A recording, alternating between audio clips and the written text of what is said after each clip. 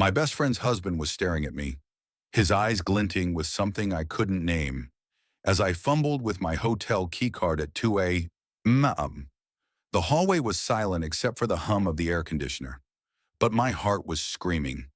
What the hell was Jake doing here? 3 doors down from his wife's room, watching me like I was his next mistake. I'd known Jake and Sarah for a decade, ever since college when Sarah and I bonded over late-night study sessions and cheap wine. She was the sister I never had, fierce, loyal, the kind of friend who'd drop everything to help you bury a body, metaphorically or not. Jake came later, charming his way into her life with his easy smile and quick wit. I liked him, sure, but I never trusted the way his gaze lingered a beat too long on other women. Not enough to call it out, just enough to make my skin prickle. Now, here he was, standing in the hallway of this swanky Miami hotel where we'd all come for Sarah's 30th birthday weekend, and that prickle had turned into a full-on alarm. "Jake," I said, my voice sharper than I intended. "What are you doing here?" He froze, his hand half raised like he'd been about to knock, or maybe grab me. The dim light caught the sweat on his forehead. "I thought this was our room," he stammered, but his eyes darted to the side, betraying the lie before it even left his mouth. Our room, Sarah was 3 doors down, probably asleep after too many mojitos at the beach bar. I wasn't buying it. "Don't," I snapped, stepping back, my keycard still clutched like a weapon. "You followed me. I saw you in the elevator, pretending to check your phone. You've been watching me all night." My voice shook, not from fear but from rage. This wasn't just about me, it was about Sarah, the woman who'd cried on my shoulder when her mom died, who'd planned this whole weekend to celebrate her milestone with the people she loved most. And here was her husband, creeping after me like some low-rent predator.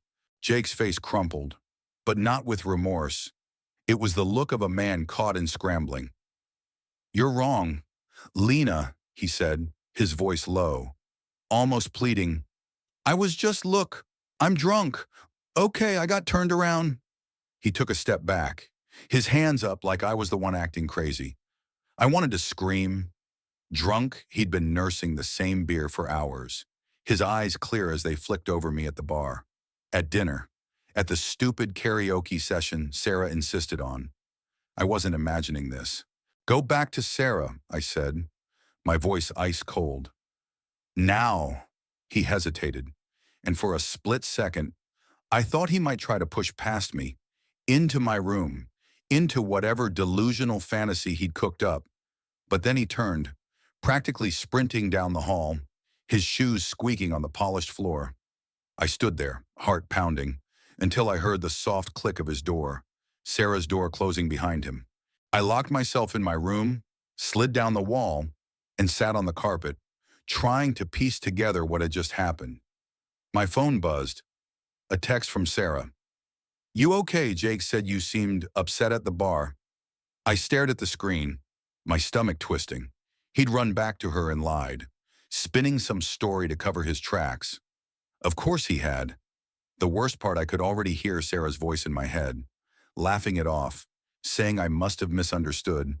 She loved him too much to see the cracks. The next morning, the hotel's breakfast buffet was a pastel nightmare of tropical fruit and fake smiles.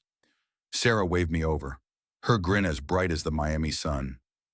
Jake sat beside her, his arm slung casually over her chair, but his eyes avoided mine.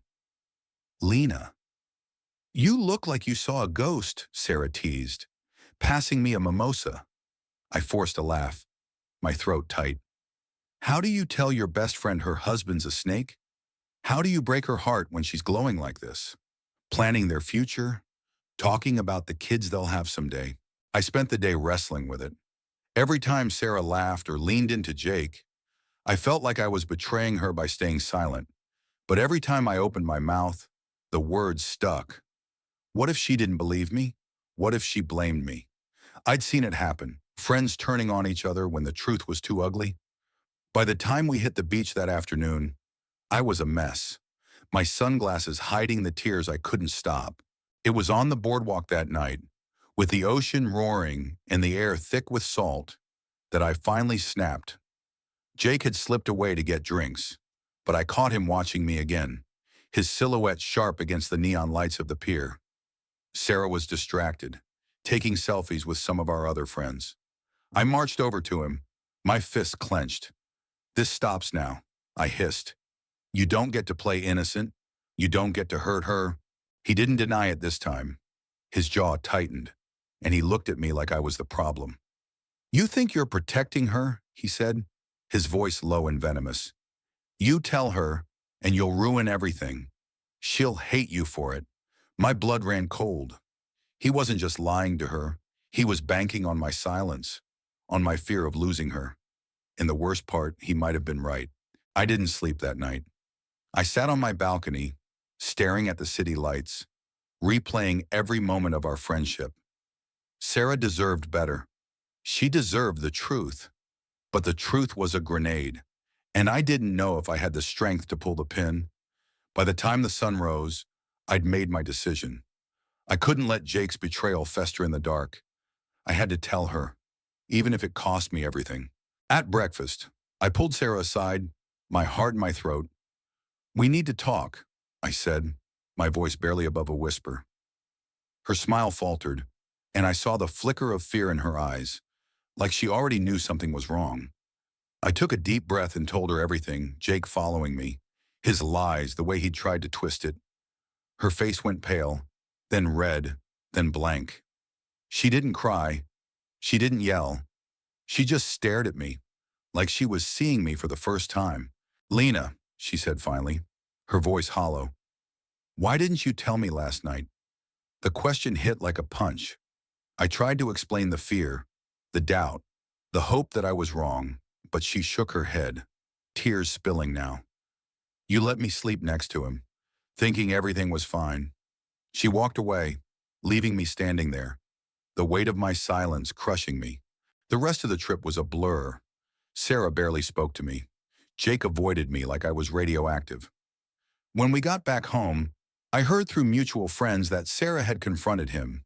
He'd spun some half-assed story about being confused, and she'd bought it or at least pretended to. Our friendship didn't break, but it bent. Texts went unanswered. Coffee dates got canceled. The space between us grew, and I hated Jake for it, but I hated myself more. Months later, I got a call from Sarah. She was crying, her voice raw. Jake had cheated again, this time with someone she couldn't ignore. She apologized for shutting me out, for not listening. We met up, and it was like old times, but not quite. The trust was scarred, but it was there, fragile and worth fighting for. She left Jake that week, and I helped her pack, both of us crying and laughing over the ashes of her marriage. Looking back, I wonder if I could have done it differently. Should I have screamed at Jake in that hallway? Dragged Sarah out of bed right then and there? I don't know. All I know is that silence has a cost, and so does the truth. I chose the truth, and it hurt like hell, but it saved her in the end. Or maybe it saved us both. What would you have done? Would you have told Sarah right away, risking her disbelief, or kept quiet to protect the friendship? Share your thoughts. I'm curious where you stand on the line between loyalty and honesty.